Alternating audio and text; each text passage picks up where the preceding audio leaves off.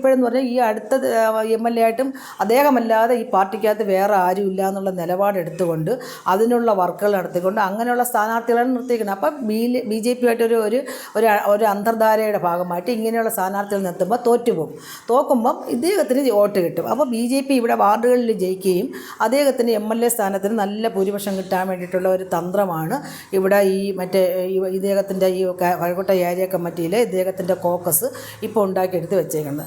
അല്ലാതെ എന്നെ പോലെയുള്ള ഒരു സഖാവെന്ന് പറഞ്ഞാൽ ഇവിടുത്തെ നേതാക്കന്മാർക്ക് ഇതൊക്കെ എല്ലാ നേതാക്കന്മാർക്കും എന്നെ ഞാൻ സമരരംഗങ്ങളും എല്ലാം ഞാൻ മുന്നണിയിൽ നിന്ന് അതേപോലെ തന്നെ സംഘടനാ വർക്ക് ചെയ്യുന്ന ഒരാളിനെ എന്നെ ബോധപൂർവ്വം ഒഴിവാക്കുകയാണ്. എന്തിൻ്റെ പേരിലാണെന്ന് എനിക്കറിയില്ല. ജാതിയുടെ പേരിലാണ്. ജാതിയുടേതായിട്ടുള്ള അവഗണനയൊക്കെ ഇഷ്ടം പോലെ ഇതിനകത്തുണ്ട്. ജാതിയുണ്ട്, പണമുണ്ട്, എല്ലാ രീതിയിലുമാണ് എന്നെ ഒഴിവാക്കിക്കൊണ്ടിരിക്കുന്നത്.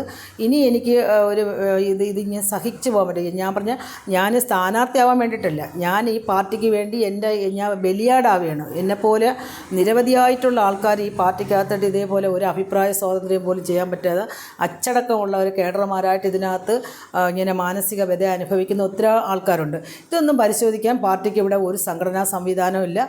അതിനനുസരിച്ച് ഇദ്ദേഹം പാർട്ടിയുടെ ജില്ലാ കമ്മിറ്റി മുതൽ ഏരിയ കമ്മിറ്റി വരെ അങ്ങനെയുള്ള ആൾക്കാരെ അദ്ദേഹത്തിന് സപ്പോർട്ട് ചെയ്യാനുള്ള ആൾക്കാരെ ഇദ്ദേഹം കേന്ദ്രീകരിച്ച് വെച്ചിട്ടുണ്ട്. അതാണ് ഇവിടെ നടക്കുന്നത്.